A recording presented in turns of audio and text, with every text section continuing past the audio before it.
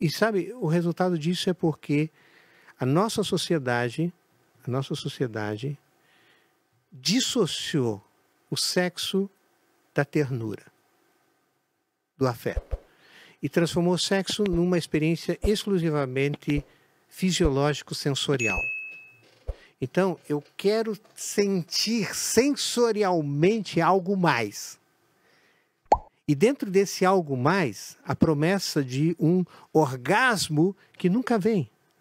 Porque o melhor orgasmo que você tiver na sua vida, o pior, né, aquele que você tem com a sua mão esquerda, a diferença fisiológica disso é muito pequena. A fisiologia do orgasmo, ela se repete.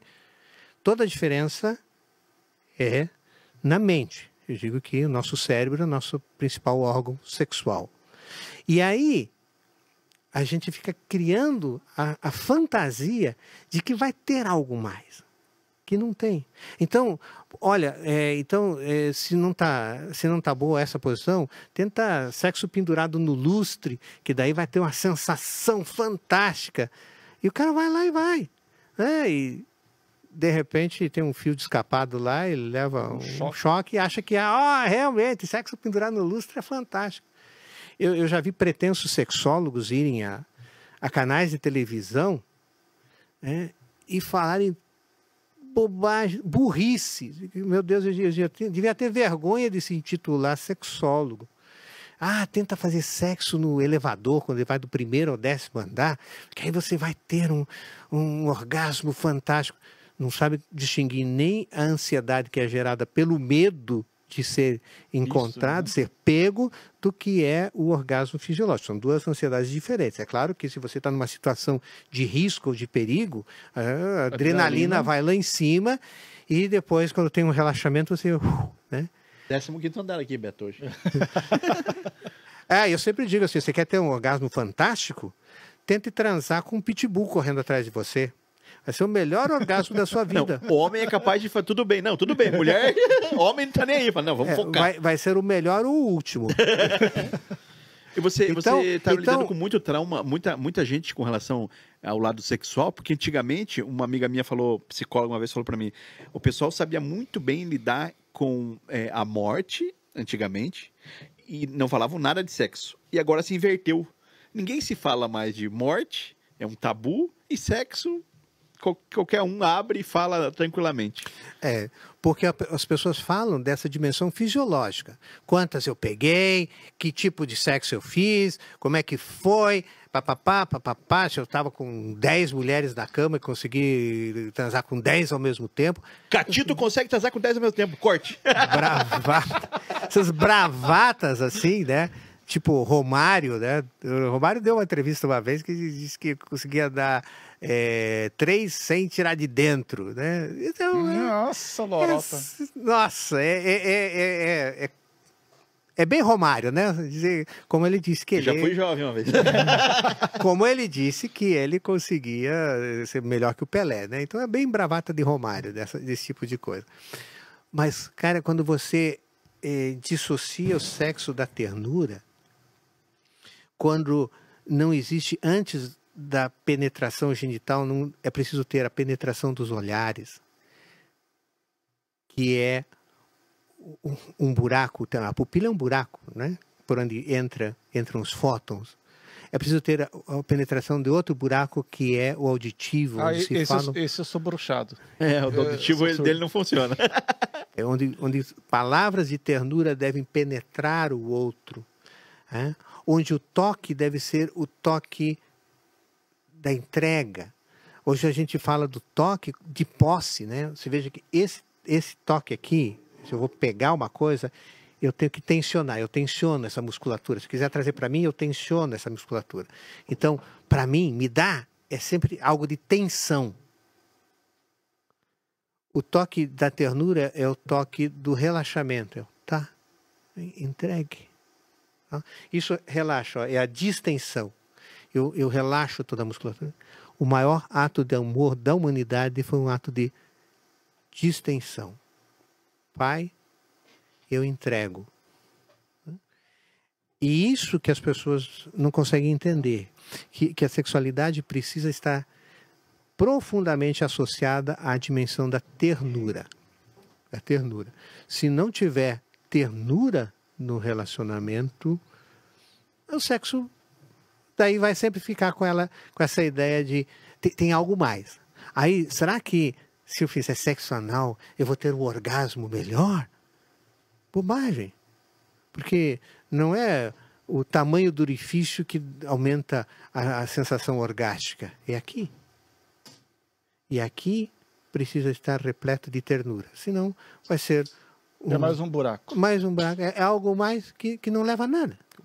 Que sempre vai dizer, mas deve ter algo mais. É o que eu falo para um amigo meu, alguns amigos que eu converso sobre solteiros, estava conversando esses dias até com um conhecido meu. Ele fala, cara, eu fiz uma loucuragem e tal. Eu falei, cara, o ruim de você fazer essas loucuragens, essas fervas, é que você não tem limite. Isso vai te viciando, daqui a pouco você está num caminho sem volta. Eu tenho um conhecido meu que ele... Até a questão da pornografia, né? É, de tudo. Pornografia é exatamente essa promessa de algo mais. Algo mais. Que não fica se iludindo. Você vê lá o Romário 3 vezes, não existe que negócio. Não só as bravatas que não existem, mas essa coisa de querer algo mais que nunca vem. Nunca vem. É a história do Fausto de Goethe, né? Que queria vender a alma por um momento de prazer que ele pudesse congela que esse aqui vai... E nunca vinha. Uma vez foi um pastor, eu era de uma igreja grande, e foi um pastor, um conferencista, e para casais. Você deve fazer bastante dessas conferências de casais. Ele é outro pastor lá. E ele liberou, né? Ele liberou o sexo anal para os irmãozinhos fazer. Mas liberou? Liberou, tipo assim, mostrou na Bíblia. Não sei o quê. Que susto. Cara, tudo aquilo que os homens gostariam de ouvir naquela igreja. Aquela igreja cresceu, cara. Vinha gente de outra igreja para congregar nessa igreja, porque nessa igreja podia fazer sexo anal. Arrombou a quantidade de gente. Cara, mas daí tinha irmãzinha que vendia óleozinho, mas não era um ungido mais, era um óleozinho para as irmãs. Tô falando sério, virou um mercado.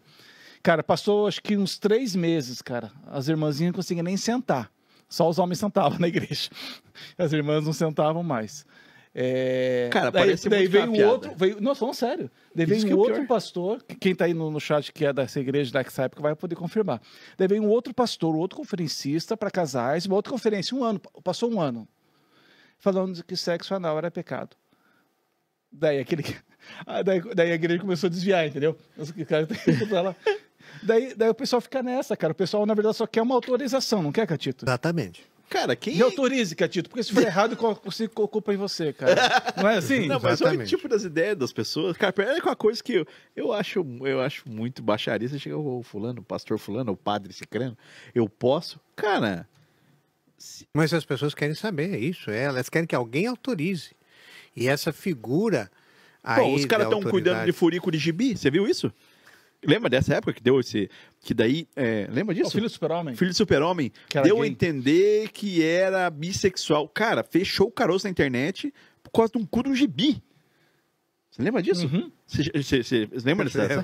Cara, então os caras querem cuidar do furico dos outros. É um troço... Peraí, Catito, fala o que você ia falar lá. Fala do furico do... Você ia falar do furico de alguém. Não, eu estou dizendo que as pessoas querem exatamente que haja sempre uma figura de autoridade que te diga o que você pode e o que não pode fazer, porque me desresponsabiliza, né? Uhum. Então, essa ideia de um sacerdote mediador entre Deus e os homens, que é a coisa mais anticristã para mim que existe, né? Porque aí quebra aí toda a ideia do sacerdócio universal. E falando sobre sexo, o pessoal perguntando sobre sexo antes do casamento. O que você acha? Desde que não atrase a cerimônia. Às vezes pode atrasar, demorar um pouco e tal. Eu brinco isso porque se você olhar do ponto de vista bíblico, né? Eu não gosto de usar essa expressão, mas o que as pessoas hoje chamam de casamento, elas têm 2 bases que você não vai encontrar muito na Bíblia. Primeiro é o casamento civil. Nem tinha, né? Não existia. O casamento civil começou no Brasil a partir da República, ou seja, tem pouco mais de 100 anos. Tá? Quase a minha idade. Então, não existia casamento civil. Não existia casamento civil. Casamento civil só tem uma finalidade: definir patrimônio. Quais são as modalidades de casamento civil? Comunhão parcial, universal e separação total. Do quê? De bens. De bens. é isso. É isso. O casamento civil é uma instituição que regula patrimônio. Tem nada a ver com a Bíblia. Da sociedade do capital. Sociedade capitalista que nós vivemos. Uhum. O casamento é uma instituição que tem é composta de 3 elementos: maturidade, compromisso e intimidade. Maturidade, deixar pai e mãe. Eu preciso aprender a ser maduro o suficiente para não depender de nada, nem de ninguém, ser autônomo, responsável por mim mesmo para poder fazer uma escolha. Tem muita gente que hoje casa sem ter maturidade, né? Porque ainda está emocionalmente dependendo de papai e mamãe, ou até financeiramente dependendo de papai e de mamãe. Não case. Se você depender, não case, porque vai dar caca. Uhum. Segundo, compromisso. Quando eu digo para o outro, eu escolhi você e eu quero passar o resto da minha vida. Eu empenho a minha palavra. O nosso bem mais precioso que nós temos é o empenho da palavra. Tem nada mais precioso do que o meu empenho da palavra. O meu sim seja sim e o meu não, não. Que passa disso vem do maligno. E o terceiro é intimidade, né? Que é representada, serão os dois uma só carne. E é nessa ordem, né? E nessa ordem. Não é por menos que Paulo diz: você não sabe que aquele que se une com uma prostituta, que transa com uma prostituta, se torna uma só carne com ela, ou seja, casa parcialmente com ela? Mas com uma prostituta? É. Mas se o cara só tiver uma transa com essa prostituta, nunca mais vê ela. É casamento? É um casamento parcial seguido de um divórcio. Então, eu sempre digo que o sexo é 1/3 do casamento.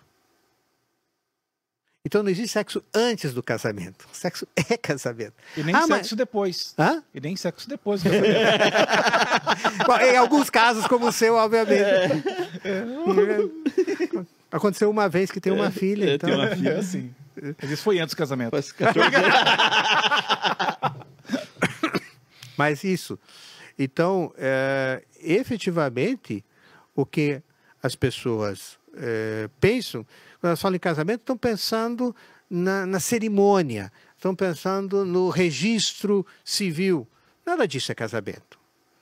Do ponto de vista emocional, que para mim coincide com o princípio bíblico, ou eu prefiro dizer o princípio hebraico cristão de casamento, é esse tripé.